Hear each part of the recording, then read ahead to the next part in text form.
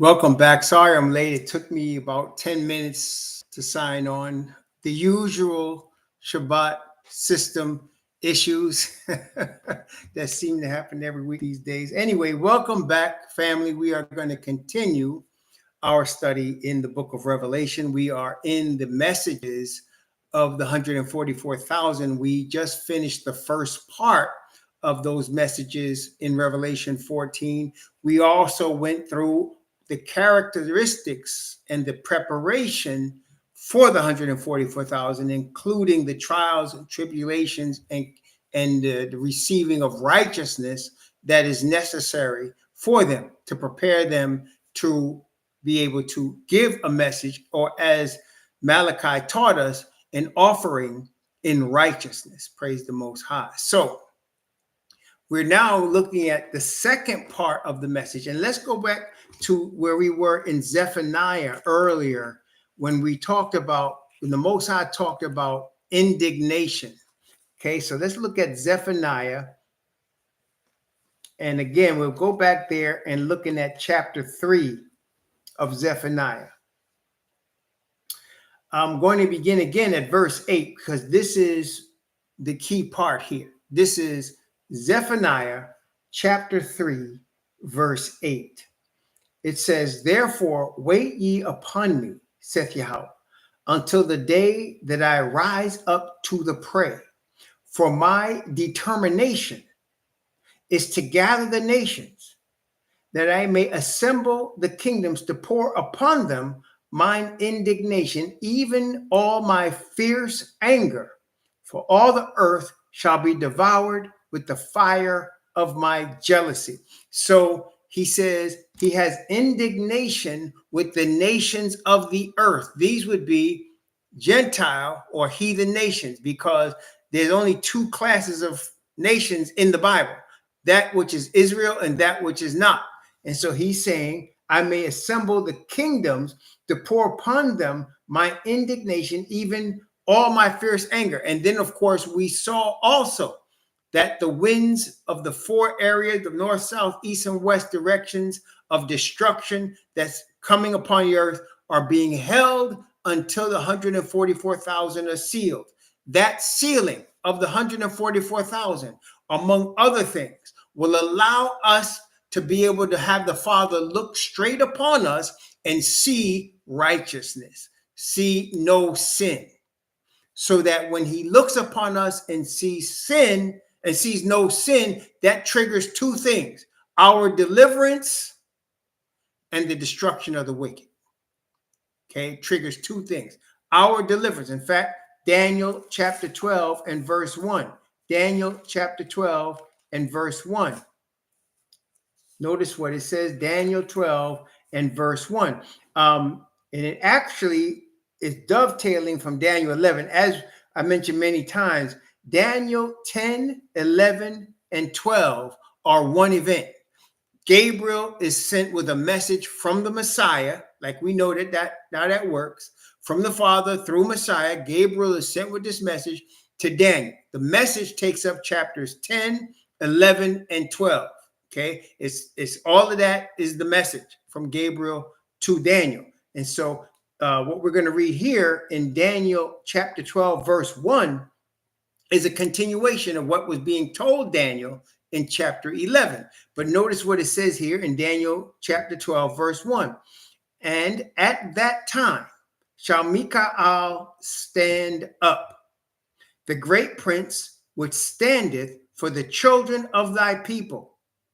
And there shall be a time of trouble such as never was since there was a nation, even to that same time. And at that time thy people shall be delivered, every one that shall be found written in the book." So there's a time coming when Michael, who is the Messiah, that is the same as Messiah, before he was begotten by the father of Mary, he was Michael, and he became Yahushua after he was begotten, which is the prophecy of Psalm 2. "Thou art my son, this day have I begotten thee." So he became a man through the womb of Mary, and he was begotten. But prior to that, he was Michael, one like the Most High. And it says, Michael shall stand up.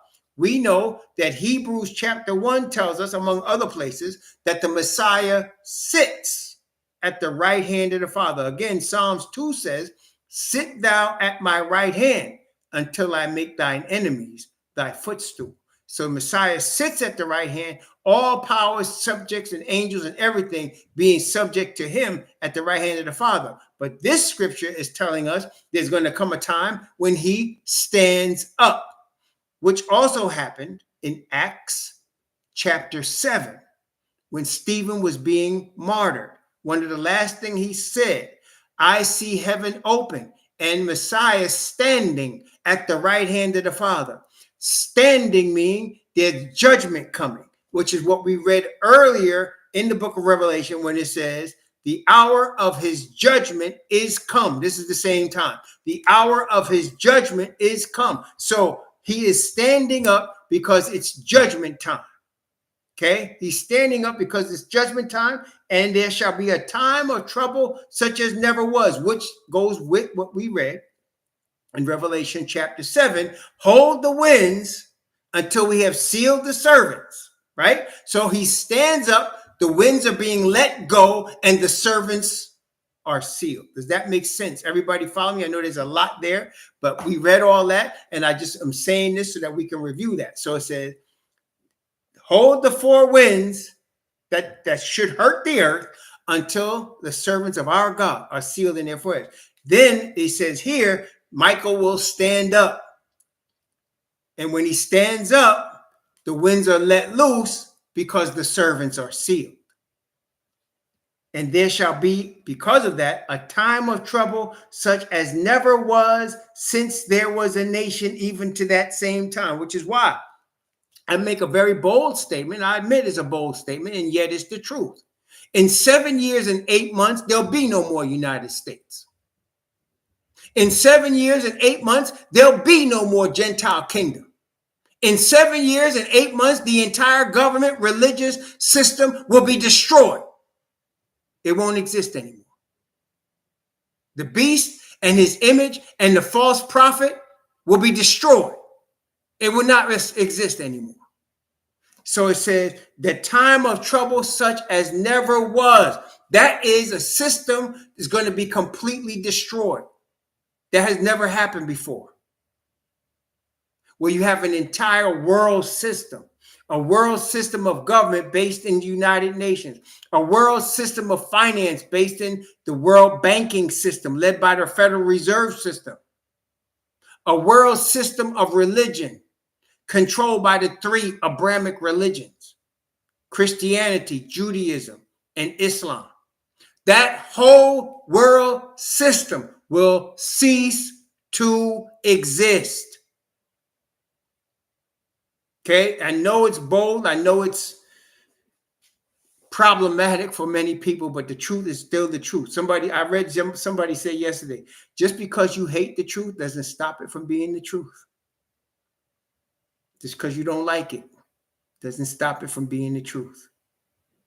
And the Father being truth and having Messiah who is the way, the truth, and the life, it's not going to stop them from doing what they said they're going to do.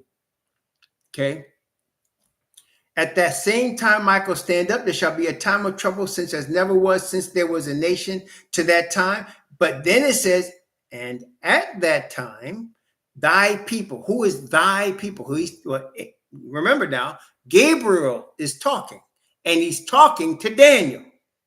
Daniel is from the southern kingdom of Judah. And so he's saying, Daniel, thy people shall be delivered. And he says that Michael is standing up for the children of thy people. That is the descendants of Judah and Israel. Michael is standing up for them. Why would he need to stand up for them? Because it's time for deliverance. And it said, thy people will be delivered. Everyone that shall be found written in the book, which we already read in Revelation 13, that those that worship the beast and his system will not be written in the book. He said, everyone who shall worship him who's not written in the book. Okay, so this is all the stakes coming together.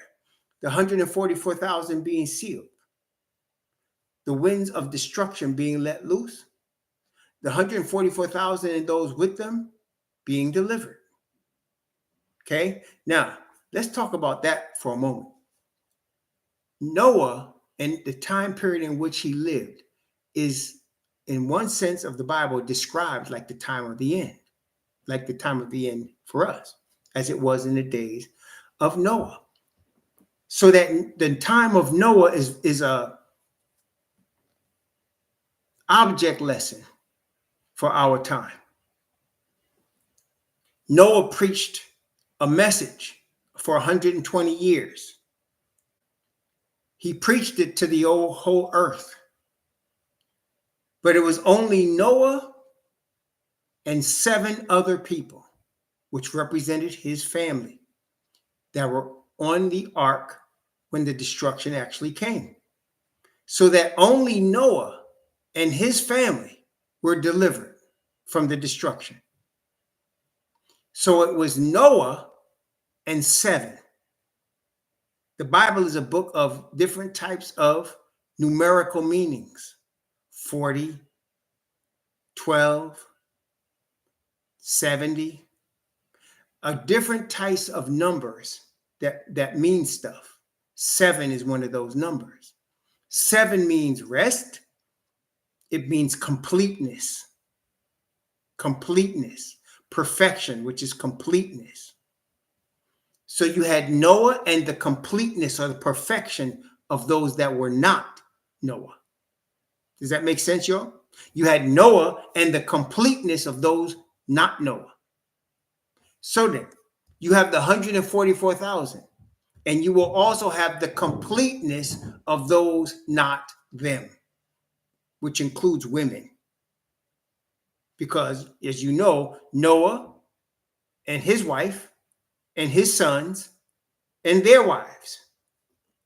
That's 7.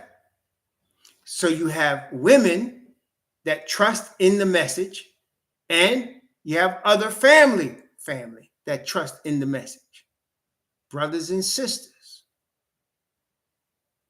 So that you will have the 144,000 and 7, not literally 7, but the numerically meaning 7, the complete number of people that's going to be with the 144,000.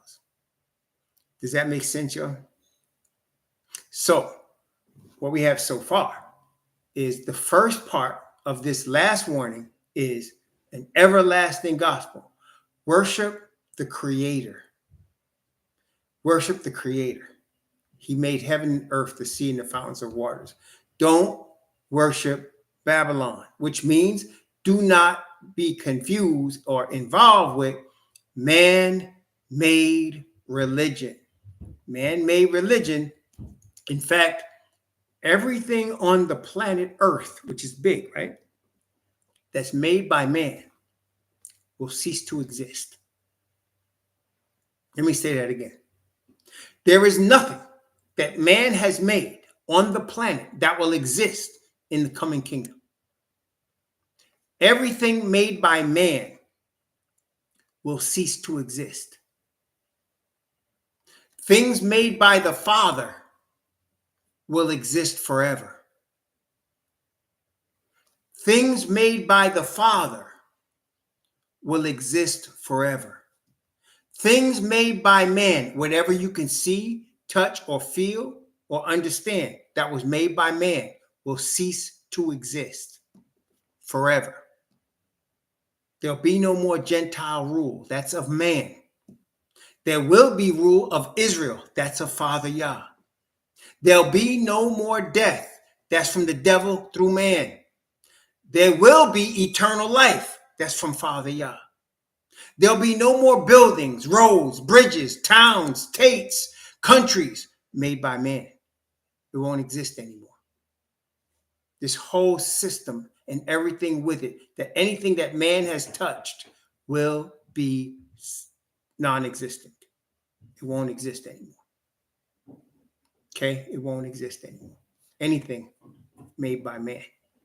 And as far as his people, while we're in Daniel chapter 12, I'm going to look at Daniel asks a question. Let me see. Going to read the same chapter 12, verse 5, from verse 5 to verse 7. The same chapter 12 from verse 5 to 7. I'm going to read from 5 to 10. Daniel chapter 12, 5 to 10. Then I, Daniel, looked, and behold, there stood other two, the one on this side of the bank of the river. Daniel was standing by the side of a river when all this was being given to him. And the other on that side of the bank of the river, and the Messiah was standing on the river. Okay. And one said unto the man clothed in linen, which is the Messiah, which was upon the waters of the river, how long shall it be to the end of these wonders? And I heard the man clothed in linen, which was upon the waters of the river, when he held up his right hand and his left hand unto heaven, and swear by him that liveth forever, that it shall be for a time, times and a half, when he shall have accomplished to scatter the power of the holy people, all these things shall be finished. The scattering will be over, and will be renewed. We'll be brought back together again. Praise the Most High. And I heard, but I understood not. Then said I, O my Lord, what shall be the end of these things? And he said, go thy way, Daniel, for the words are closed up and sealed to the time of the end. Many shall be purified and made white and tried, but the wicked shall do wickedly, and none of the wicked shall understand, but the wise shall understand. So the people that are going to be lost will not understand, because they're listening to man, and they're putting their trust in man and not in the eternal spirit of the eternal creator. Again, our admonition is worship the creator. Ask him for his eternal spirit to guide you in his word. Read his word, trust in him. And this, brethren, is all of us being developed to get to the point where we trust him. We're being tried. We're being developed continually to get to the point where we're just seeking the glory and will of the creator.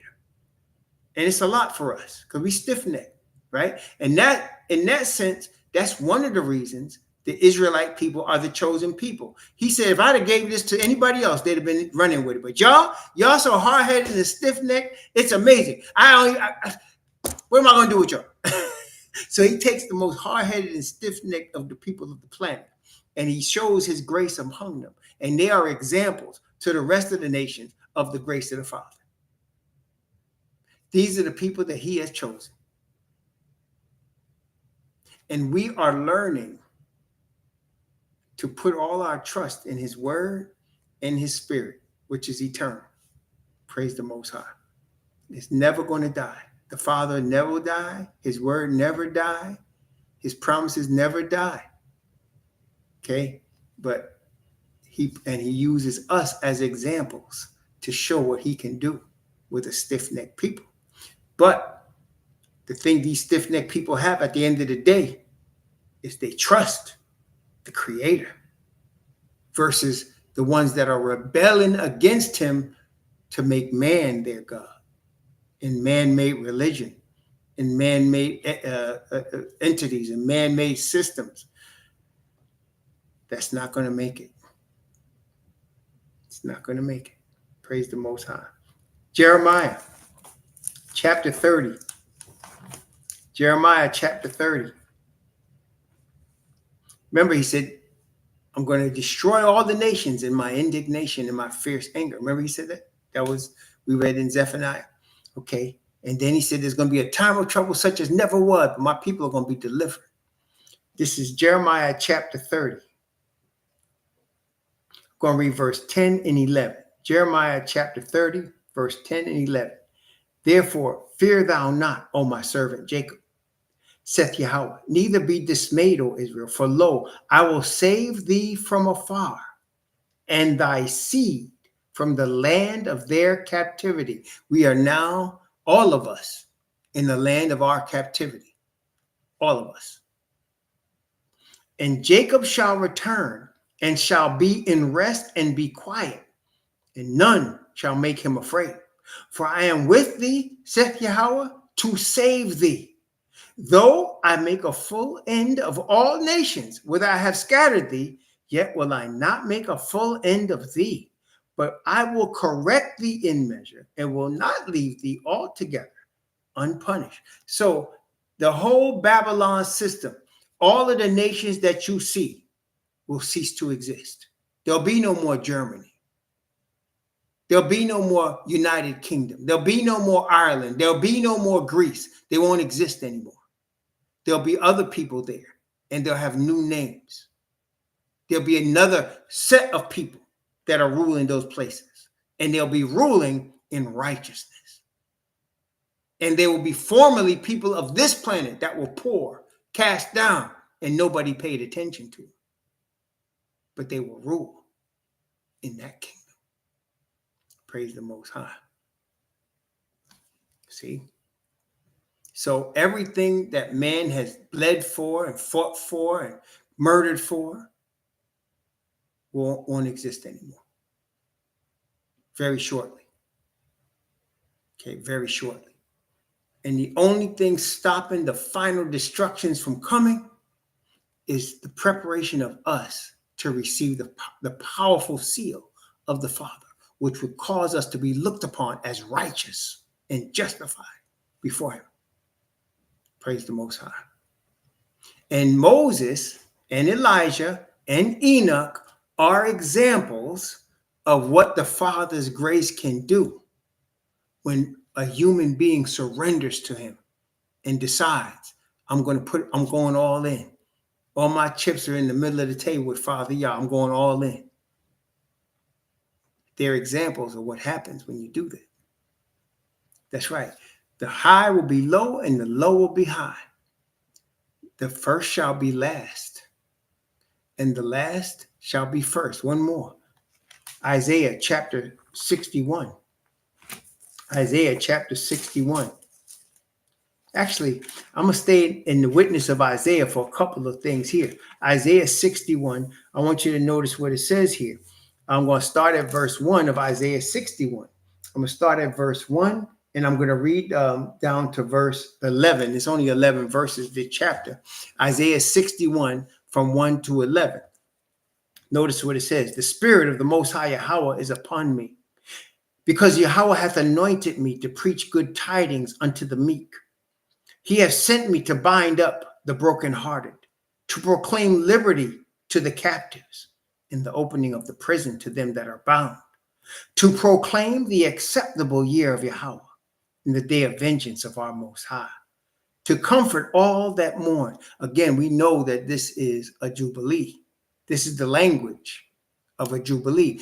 Jubilee is a freedom from all debt, a freedom from all problems, all oppressions.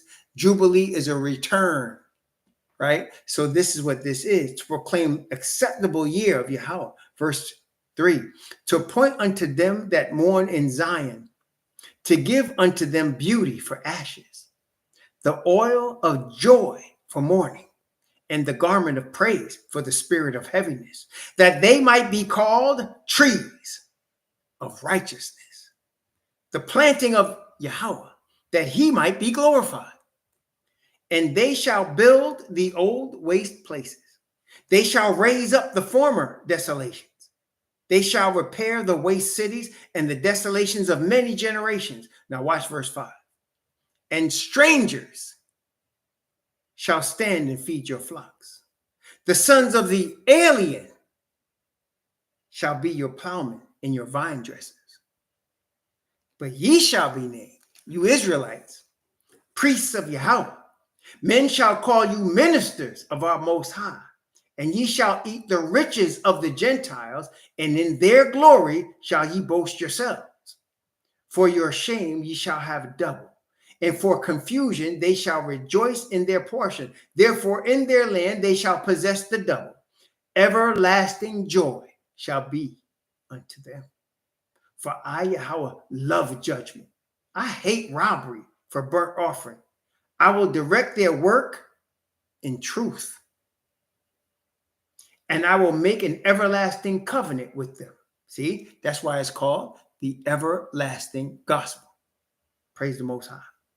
And their seed shall be known among the Gentiles, and their offspring among the people. All that see them, that is, in the kingdom, when they see us, all that see them shall acknowledge them that they are the seed which Yahweh hath blessed. I will greatly rejoice in Yahweh. My soul shall be joyful in my Most High, for he hath clothed me with garments of salvation. He hath covered me with the robe of righteousness, as a bridegroom decketh himself in ornaments, and as a bride adorneth herself with jewels. For as the earth bringeth forth her bud, and as the garden causeth the things that are sown in it to spring forth, so the Most High Yahweh will cause righteousness and praise to spring forth before all nations. Yes, nothing will exist here that was man-made. Everything will be made. See, he said, we're going to rebuild the desolate areas. We're going to raise up the foundations of many generations, and we're going to be called blessed. And those among the Gentiles that were the lowest ones, they're going to be the highest ones. And all of the ones that thought they was high, they're going to be the lowest ones. And they're going to be the servants. Matter of fact, what does Isaiah say about them? Isaiah chapter 14. Isaiah chapter 14. All of the ones that are now rulers that somehow make it to be saved in the kingdom. I don't know how, but somehow. Notice what it says here. Verse 1 of chapter 14. This is Isaiah chapter 14, verse 1 down to verse 3. For Yahweh will have mercy on Jacob, and will yet choose Israel, and set them in their own land. And the strangers shall be joined with them, and they shall cleave to the house of Jacob.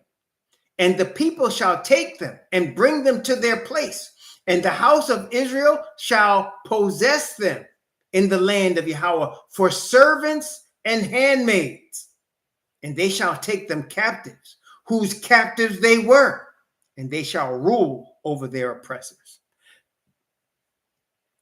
Remember what we read in chapter 13 of the book of Revelation? He that leads into captivity shall go into captivity. He that kills with the sword must be killed with the sword. Here's the patience and faith of the saints. There are, and this, let's just make it very plain as possible. There are some poor white people. They're just as poor as any black person. They're just as dumbly educated, and they trust in their white cousins. Some of them are going to be saved to be our servants. Not all the so-called white people will be servants. Some of them are going to rule because they received the truth of who the Hebrews are. They received the truth of the Hebrew Messiah and understand who they are. They rejected man-made religion, and they'll get their inheritance. They'll be able to do, what does Ezekiel say? Let me show you what Ezekiel said about them. There's two, some people erroneously think that all children of Yafet are in the same class. No. Just like all Hebrews are not in the same class. There are Hebrews that trust in the Father, and there are Hebrews that trust in Satan. That's what the Messiah said. He said, I trust in my Father, but you have trusted in your father. I know you're the seed of Abraham, but you're following a liar and a murderer. See? So you can't put everybody in the same class. No, the Bible doesn't do that. Notice, this is beautiful. Ezekiel chapter 47. Ezekiel chapter 47, talking about when we get to the kingdom. Ezekiel chapter 47, we're going to read from verse 1 down, from verse 21 down to verse 23. Ezekiel chapter 47, from verse 21 to verse 23. I done showed you the ones that think that they high and mighty and what's going to happen to them, right? They're going to be our servants and handmaids. They're going to be fixing our vines for us. They're going to be plowing our ground for us. They're going to be our servants. Now let's show you the ones that received the grafted in blessing, the inheritance. This is Ezekiel chapter 47 from verse 21 to verse 23. So shall ye divide this land unto you according to the tribes of Israel. And it shall come to pass that ye shall divide it by lot for an inheritance unto you and to the strangers that sojourn among you, which shall beget children among you. Strangers is the Gentile. They shall beget children among us. And they shall be unto you as born in the country, among the children of Israel, among us. They shall have an inheritance among you, among the tribes of Israel. And it shall come to pass that in what tribe the stranger sojourner. See, they're not part of the 12 tribes. Like, they're not bloodline to Joseph or Issachar or Zebulun. They're not part of that bloodline. But notice what it says. It shall come to pass that in what tribe, whatever one they decide, the stranger sojourneth, there shall ye give him his inheritance. So whatever y'all feel like coming, come on. Y'all that's riding with us now, you are blessed. Your cousins are going to have a problem, but y'all are blessed because you riding with the crew. You riding with the right people. Hang on one second.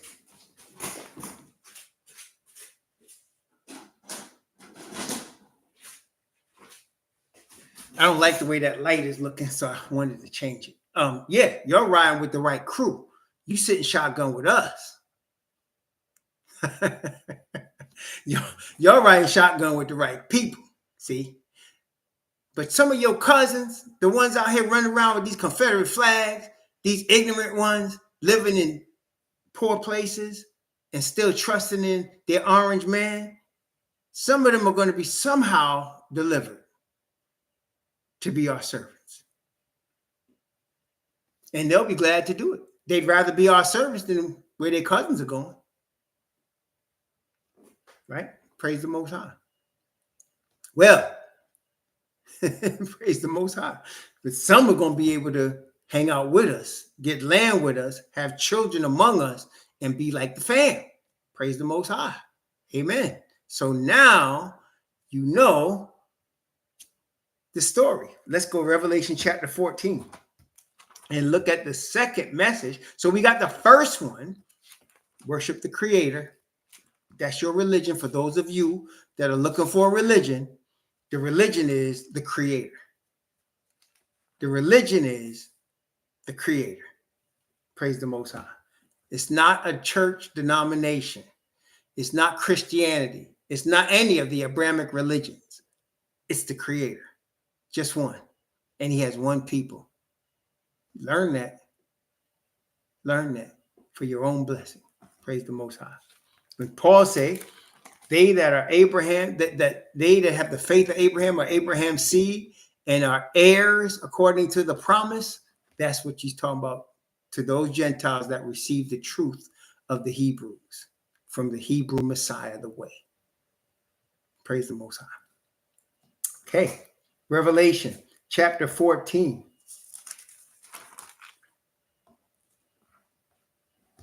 We saw the first angel, verse 7, and now the second one, verse 8. And there followed another angel saying, Babylon is fallen, the great city because she made all nations drink of the wine of the wrath of her fornication. The wrath of her fornication is when they try to enforce their man-made religions. That's it. See, you are all right until you try to enforce man-made religion on the chosen people. See, and that's the problem that they have. They have had us in chains, and we were forced into their religion. We have been forced and force-fed into their system.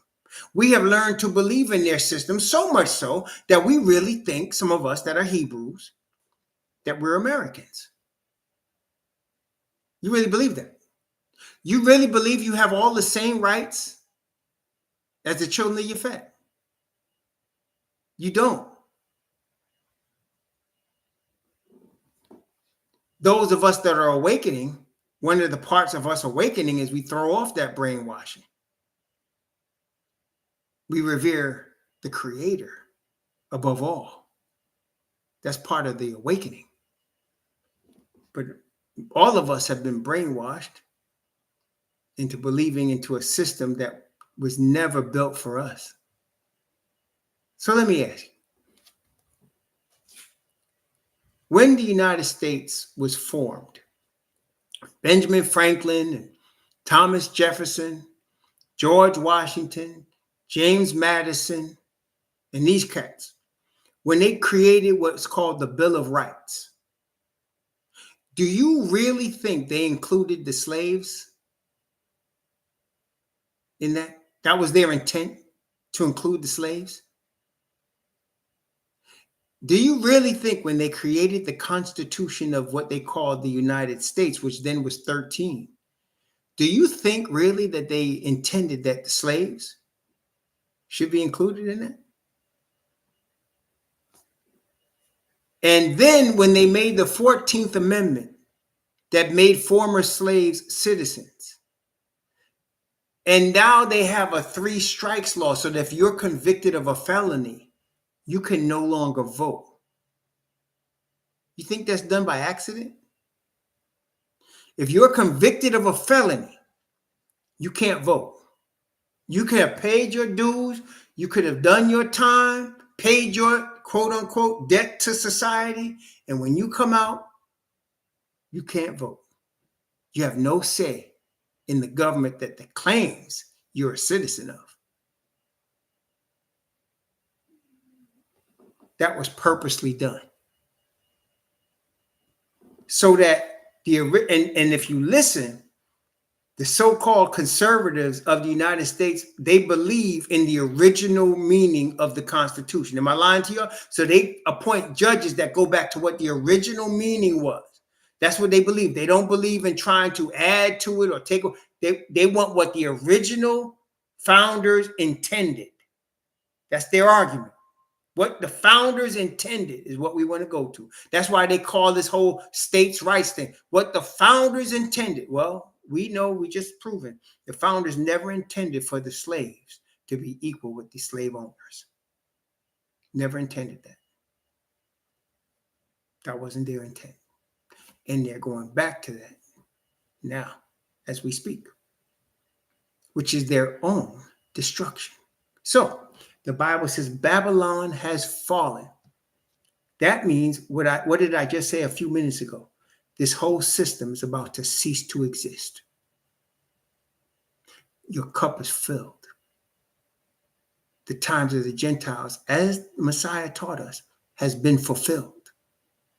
We're awakening to our true God. And it's not your 3 Abrahamic religions. And because of that, this whole system will cease to exist. It is fallen. That's the second part of the message. It is fallen. It is fallen. That is said twice. What does 2 mean?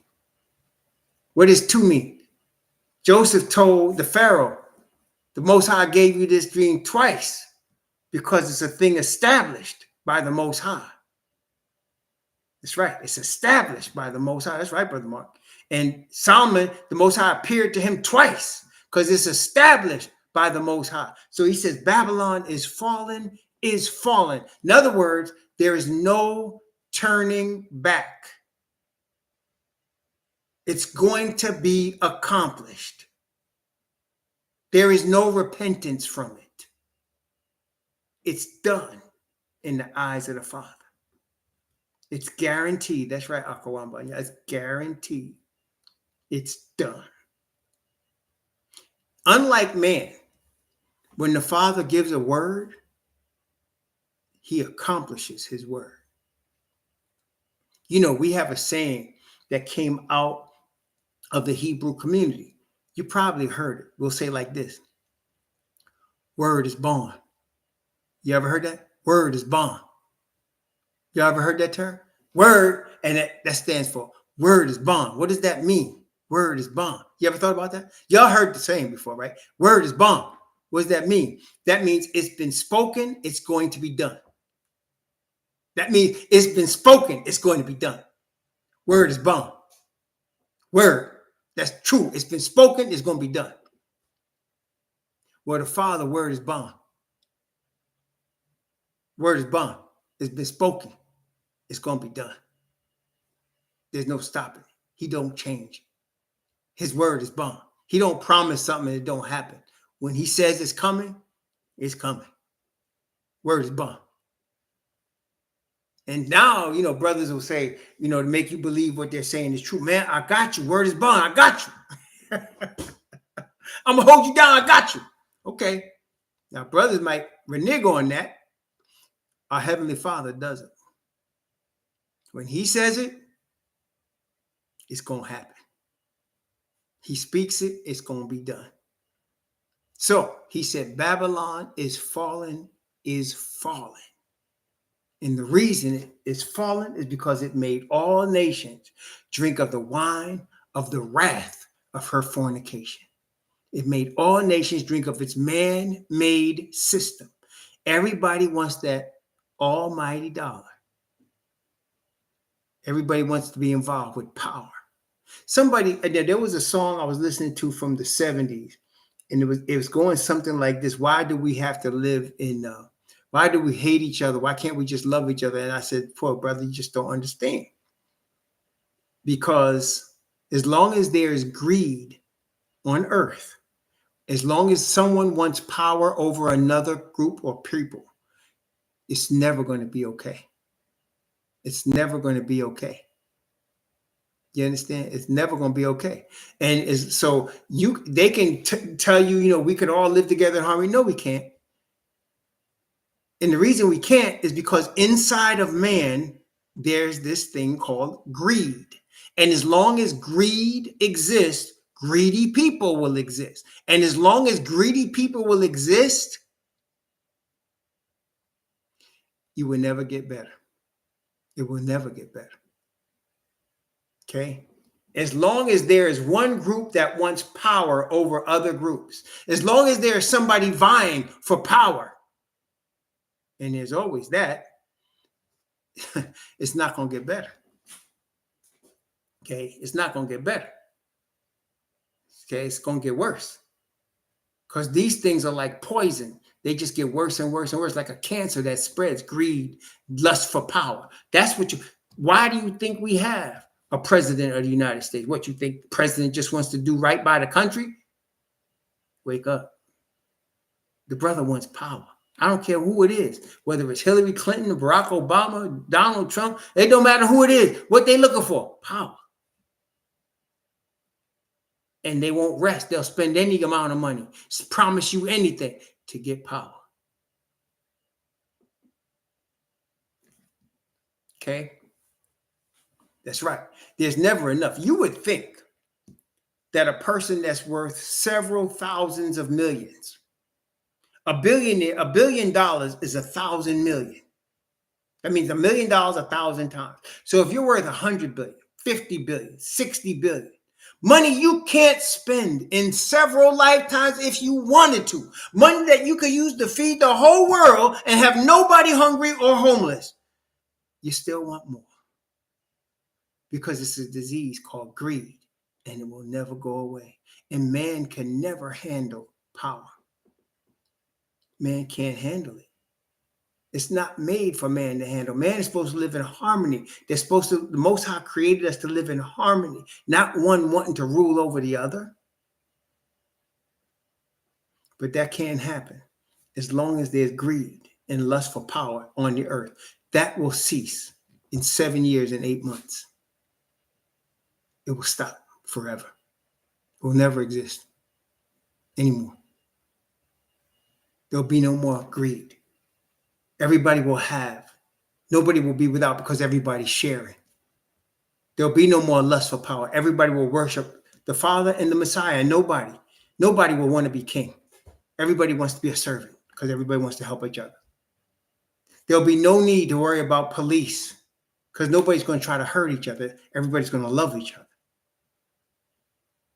There'll be nobody telling you that the Creator is lying to you. That's right. There'll be no more lack. Everybody will have abundance of what they need and be willing to give. That's what you're going to have. That's going to be the kingdom of righteousness that will soon be established, because there'll be no more greed or greedy people or people that think they're better or more powerful than everybody else. It won't happen anymore. Praise the Most High. Okay. Revelation chapter 14, verse 9. There's another part to this message. And the third angel followed them, saying with a loud voice, if any man worship the beast and his image and receive his mark in his forehead or in his right hand, or in his hand, the same shall drink of the wine of the wrath of Yahweh, which is poured out without mixture into the cup of his indignation. And he shall be tormented with fire and brimstone in the presence of the holy angels and in the presence of the Lamb. And the smoke of their torment ascendeth up, forever and ever. They have no rest, day nor night, who worship the beast and his image, and whosoever receiveth the mark of his name. Here is the patience of the saints. Here are they that keep the commandments of Yahweh and the faith of Yahweh Shai. Yes, brethren. So you can see by the message the order of things. The first message is worship the Creator. This is where we are right now. Worship the Creator. Forget man-made religion. There is no salvation in man-made religion. There is no eternity in man-made religion. It will cease to exist in just a few short years. All of the governments of this world are going to cease to exist. That's the second message. Babylon is fallen. All of the governments, the systems, everything of this world that man has created and touched will cease to exist. Born again people will continue to exist because you're born of the Father's eternal spirit. You're not made by man. But everything made by man, those that are trusting in man, those that are trusting in his systems, those that are trusting in his greed, you will cease to exist. For those things will cease to exist. That's Babylon is fallen. The last part, if any man worship the beast, that's when they start to put the pressure on, which is coming. They're going to put the pressure on. What religion are you again? Are you one of those cults? You see what it is, brother? Is there's already a list of cults. Yes, they already have a list of cults in the United States. If you're a member of one of these people that are, or one of these religions that are called a listed cult in the United States, you have a problem. And so what they're saying is, if you're on this list, you're not accepted. If you're not on this list, you're accepted. I forgot the name of the organization, but it lists the cults. And like it will have the Ku Klux Klan on there. The cults that are offshoots of the Mormon church on there, different religious cults. They have them listed on a, it's very well known. I just can't think of it right now, but there is a list of cults already out there. When the citizens, what do you call that?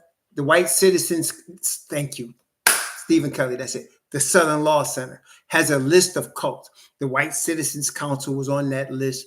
The Ku Klux Klan is on that list. The Nazis, the neo-Nazi groups are on that list. And so when you're on that list, if you're known to be on that list, they will tap your phone. They will be watching you, and for good reason, because normally they're up to no good. Well, guess what? One day you're going to say, so you call yourself an Israelite? First they'll start like this. Are you a black Hebrew Israelite? I will always say no, because the Bible doesn't say black Hebrew Israelites. It just says Hebrew Israelites. Black Hebrew Israelites is to actually say there must be white Hebrew Israelites. Like there's a group called white Hebrew Israelites. There's not. They're just Hebrews who are Israelites. That's really what we are. We're descendants of Abraham, who was the Hebrew from Eber, and we are the children of Jacob, who are Israelites. Yeah, exactly, Mark. Well, we know what the devil does. He takes and twists it around. So you're not going to have any of the Abrahamic religions on the Southern Law Center list. You're not going to have that. But you will have radical Islam, what they call radical Islam. That would be what do you call that? Oh God, I forgot their name. But there's groups that are on that list of radical Islam. If you're a member of this group, you have a problem. Soon we're going to be on that list. Okay, and it's going to be a loosely ISIS. Like, thank you, superstar. ISIS. If you're a member of ISIS, you're on that list, and they're watching you, and they will arrest you. Okay, if you're a member of ISIS. So basically, if you're not on the list, so if you're a Muslim, a Sunni Muslim, right, a Shiite Muslim, or if you're a Christian of one of the various hundreds of Christian denominations, or if you're a member of a synagogue that is a so-called Jewish synagogue, then you have no problem. You're not on the list. You're good. But if you are not on that list, that means you must be on the Father's problem list. Because if the world likes you, I don't know. So those that are not on the list are involved with these man-made religions. If you are, there's going to be a problem. And listen, I'm sure I'll be on the list. I have no problem. I know it's going to be the case. I'm going to be on the list because I'm teaching and preaching against man-made religion. I'm teaching and preaching the Bible only. They will make that sound like I'm a Nazi. They're going to say he preaches and teaches the Bible. He tells people to worship the Creator, to stay away from churches. What's wrong with him? There are good people in church. It's going to come. I already tell you. It's coming. Okay? I know this. It's coming. I've had already people that I used to fellowship with say, I heard you baptize people. And what businesses are yours? I don't know. In fact, I told him, I don't really feel obligated. And I said, why are you asking? I don't fellowship with you. And then he's like, well, I'm curious. And I said, well, why? I don't feel obligated to satisfy your curiosity. I will say I do things according to what the Bible teaches me. Like John the Baptist was baptizing people. I don't recall he getting any authority to do that, except from the Father, yeah. And the man laughed. So, hey, whatever. But see, it's going to be like that. Yeah, you're that Israelite problem. The Israelites are a cult. You're part of that cult. It's going to come to that, y'all. It's going to come to that, and it's going to come to that soon. I'm trying to tell you, the Bible teaches us to count the cost, right? Count the cost. So let me just tell you, it's going to cost you everything. It's going to cost you your job. It's going to cost you any money you might have had, any retirement, any Social Security, any benefits. It's going to cost you. It's going to cost you your citizenship. It's going to cost you everything. It's going to cost you.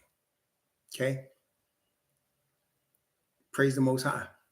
So that's what it is. And when we start to open our mouth like Jeremiah did, because the fire going to be in our bones and the Spirit of the Father going to cause us to make these announcements or messages, if you will, that will bring what do you call blowback upon us. And yes, we'll be placed on these lists. We wouldn't have murdered anybody or raped anybody or did anything to anybody. That don't matter.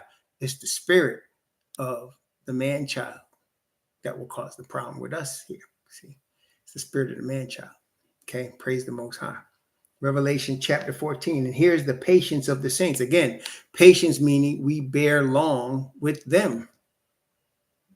Merry Christmas. What you doing for Christmas? What you get your mama for Christmas? Are you getting a new outfit for Easter? You know we're having an Easter egg hunt. You bring your kids to the Easter egg hunt? What do you dress like for Halloween this year? I'm going as blah, blah, blah. What are you dressing like for Halloween? You know, there's a candy sale at the store. We have to be patient with all of those people. I'm talking about people that we know and love. People that we don't know, whatever. Just happy holidays and move on. But your cousins, your brothers, your sisters, your parents, your uncles, You know, every year we meet at Aunt's house for Easter, right? You coming, right? You know, every year we do that. You coming, right? You know, every year we all eat at Mom's house. You coming, right? Don't worry, you won't have to eat the pig. We won't have you eat the ham, but you are gonna come, right?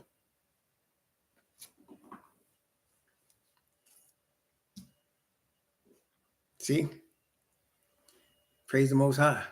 We have to have patience, which means we stay cool. We speak when the Spirit bids us, because all that we do is that's right. You put your Christmas tree up this year. There you go. And it's gonna be people you love, and you're gonna know but see, it burns you up because you know better, but you gotta be cool. You gotta be patient. Can't trip. Okay, let the Most High. It's all right. We good. Y'all do you. Do you, boo. Right, Stephen Kevin? Do you, boo. We good. That's it. Praise the Most High. Patience of the saints. Okay? Right? They that keep Yah's commandments and have the faith of Messiah, which is Yah's righteousness. Praise the Most High. All right. All right. Let's see. Verse 13. And I heard a voice from heaven saying unto me, write, blessed are the dead, which die in Yahweh from henceforth. Yea, saith the Spirit, that they may rest from their labors, and their works do follow. Yes, I put that on my daddy's gravestone.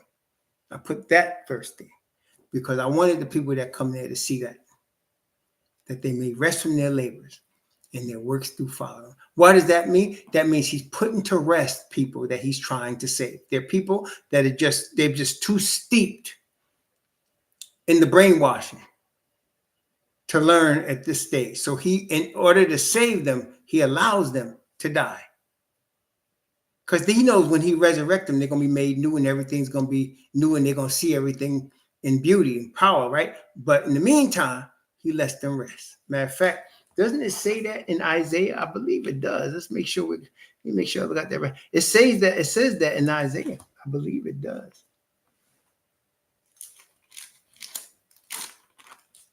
Let's see. Isaiah. Yes, here it is. Here it is. Isaiah. Well, there's a couple of them actually. I'm going to see chapter 48, I believe, too. Let me see. Make sure I'm getting this right.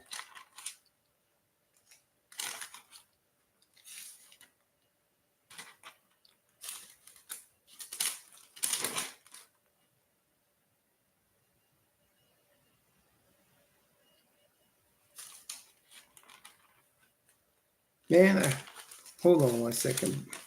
Hold on, Baba Louie. Oh, here it is. It's Isaiah 57.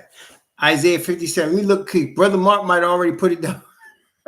Isaiah 57. It says in a few places, but Isaiah 57. I'm going to read verses 1 and 2. Isaiah 57. The righteous perisheth, and no man layeth it to heart. And merciful men are taken away, none considering that the righteous is taken away from the evil to come. He shall enter into peace. They shall rest in their beds, each one in his uprightness. Yes, praise the Most High. They shall enter into peace. No man layeth it to heart, because there's people that are nice people that you know to be righteous in terms of what they're trying to do as right all the time. They just don't know the truth. And the Most High will put them to rest, and they'll rest in peace. And we saw that in Revelation under Thyatira. Those that have not known the depths of Satan as we speak, we will lay upon them no other burden. Praise the Most High. Praise the Most High for his grace and mercy toward us, man. And the people that just don't know because they're too ignorant. There are people that I know that have been in Baptist churches for 40 years. You can't even talk to them. They can't even conceive that there's no such thing as a white Jesus. They can't even conceive of that. Okay, but the Most High will put them to rest. Praise the Most High. He'll let them rest, and he will save them because he's a merciful God. And if they would know the truth, they would find it, they would walk in it, but it's hard for them. They've submerged themselves in some other culture, not knowing, thinking that they were doing the truth. When I joined the SDA church, I thought it was the truth. That's why I joined. Hey, listen, I wouldn't have been a part of it if I didn't think it was true. And then as I kept seeking truth and the Most High was showing me truth, I realized the things I thought were true before are not true. And I started to unlearn stuff because truth was the most important thing, not being in the church. Being in the church wasn't important. Being in truth is important. And as I start seeking truth, I'm finding myself separating from that denomination. And then I realized, oh, the Most High lead me on the path of truth, and the denomination ain't going in the same path. So guess what we got to do? Separate is what it is. But that's the thing, see? But not everybody is getting that opportunity. Not everybody thinks like that. So people just dive into something they think is true, and they're clinging to it. And it is what it is. Most High knows who's his. He knows those people that belong to him. Praise the Most High. All right. Revelation chapter 14. Verse 14. Now, we saw the 144,000 standing on Mount Zion with the Messiah, right? And the rest of this chapter shows how they got to that point. And actually, not just this chapter, but chapter 15 as well. How did they get to the point of standing with the Messiah on Mount Zion with the Father's name in their foreheads? Well, we saw all of the character that was developed. We saw the message that they had to bear. And now we're going to see the result of that message. Revelation 14 and verse 14. And I looked, and behold, a white cloud. And upon the cloud one sat like unto the Son of Man, having on his head a golden crown, and in his hand a sharp sickle. And another angel came out of the temple, crying with a loud voice to him that sat on the cloud, thrust in thy sickle and reap, for the time is come for thee to reap, for the harvest of the earth is ripe. So you're obviously getting symbols of a harvest. It's obvious. Get the sickle and reap. It's time to reap. The harvest is ripe. And we understand, who actually have read in our Bible, right, that there's 3 feasts, and only one of them has to do with a final harvest, right? You have the early rain, you have the Passover, and then there's this feast that comes at the end of the year that is about a harvest time feast. It's about getting all your harvest together and partying with it. That's called the Feast of Tabernacles. So you can see, obviously, reference. And we saw this also in Revelation chapter 7, when we saw, after the 144,000 were sealed, a numberless multitude with palm branches in their hand. Palm branches, one of the branches used to make tabernacles for the Feast of Tabernacles. Praise the Most High. Again, we're seeing the fulfillment of the third of the 3 feasts. And prior to its fulfillment, brethren, there is the Day of Atonement, which we're in right now, which we're seeking to be prepared for 2 years and 8 months from now. The Jubilee, the 40th Jubilee. Praise the Most High. Okay, so now, Revelation chapter 14, verse 16. And he that sat on the cloud thrust in his sickle on the earth, and the earth was reaped. And another angel came out of the temple, which is in heaven, he also having a sharp sickle. And another angel came out from the altar, which had power over fire, and cried with a loud cry to him that had the sharp sickle, saying, thrust in thy sharp sickle, and gather the clusters of the vine of the earth, for her grapes are fully ripe. And the angel thrust in his sickle into the earth, and gathered the vine of the earth, and cast it into the great winepress of the wrath of Yah. And the winepress was trodden without the city, and blood came out of the winepress, even unto the horses' bridles, by the space of 1,600 furlongs. This is the wicked. This is the non-believers' fate. And again, this goes with Isaiah. And we're coming back to Isaiah today. Isaiah 63. I want you to notice the reaping, notice the blood, notice the winepress. It's all in Isaiah 63. Isaiah 63. Notice again, and notice who he's talking about. Isaiah 63, and go down from verse 1 to verse 6. Isaiah 63, 1 through 6. Who is this that cometh from Edom, with dyed garments from Basra? This that is glorious in his apparel, traveling in the greatness of his strength. I that speak in righteousness, mighty to save. Wherefore art thou red in thine apparel, and thy garments like him that treadeth the wine fat? I have trodden the winepress alone, and of the people there was none with me. For I will tread them in mine anger, and will trample them in my fury, and their blood shall be sprinkled upon my garments, and I will stain all my raiment. For the day of vengeance is in mine heart, and the year of my redeemed is come. And I looked, and there was none to help, and I wondered that there was none to uphold. Therefore mine own arm brought salvation unto me, and my fury, it upheld me. And I will tread down the people in mine anger, and will make them drunk in my fury, and I will bring down their strength to the earth. Notice he says, Edom. And he's going to tread the winepress outside the city, and blood's going to stain his garments. He has white garments, except they're stained in blood. And if you recall, which we're going to get to Revelation 19, he was clothed in a vesture dipped in blood.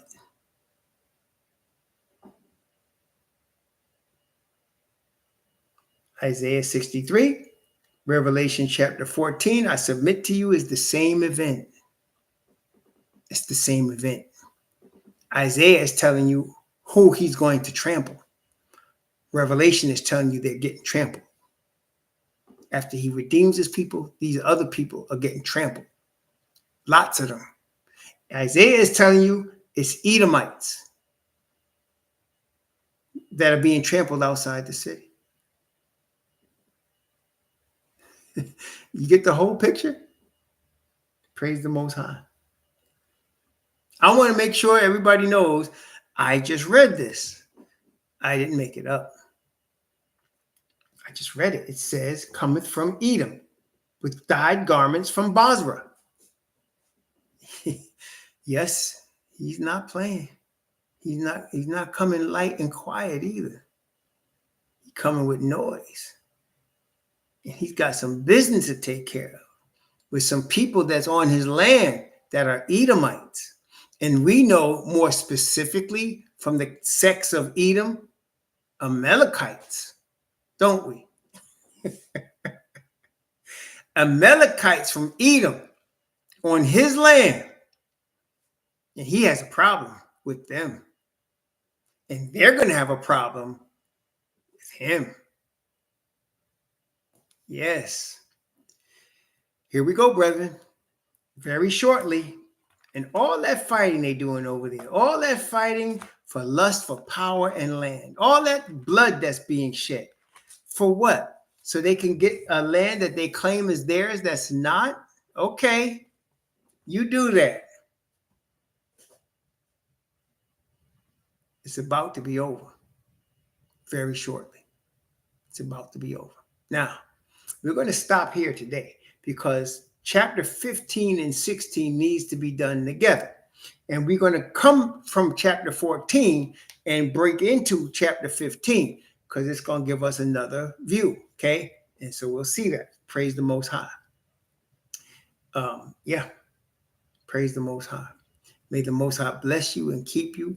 May he cause his face to shine upon you and be gracious unto you. And may he lift up his countenance upon you and give you peace. Shalom, family. Enjoy rest and peace today. Shalom.